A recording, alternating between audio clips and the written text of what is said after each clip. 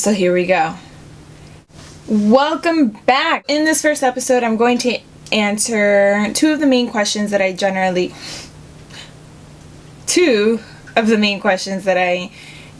get once I tell a person that I work with or someone that saw the episode that I live in a tiny house on wheels. It's why did I choose this lifestyle and who the builders are.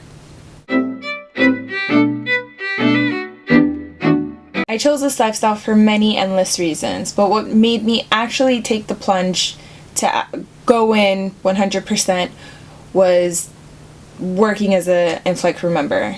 I started this job a couple years ago and had no idea what I was doing.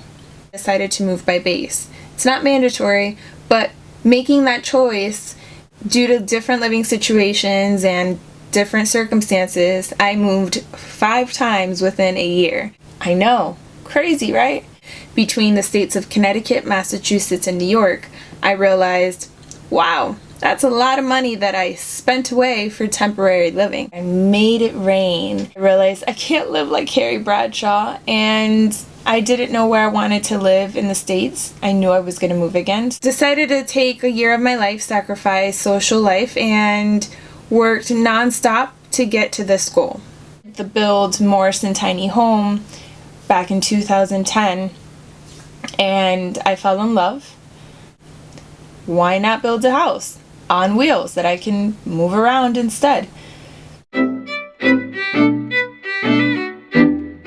went with East Builders because of the show.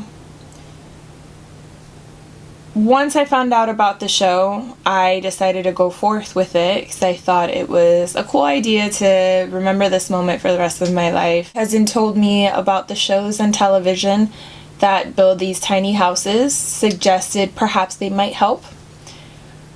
Googled searched and found that the company Tiny Heirloom has a show, Tiny Luxury, that I was cast for.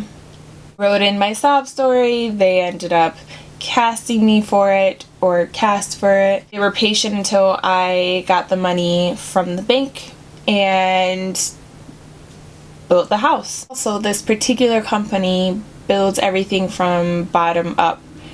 If you look and do your research of tiny homes, most of them have the outside shells and then customize the inside. This one builds from the bottom up. Stay tuned to more episodes where I will answer questions that I generally get, and they can answer some of the questions that you might have and help you perhaps make a decision in joining the movement.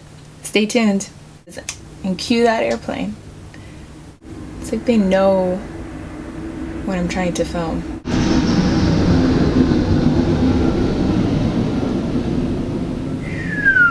I thought that would be funny. Okay, well,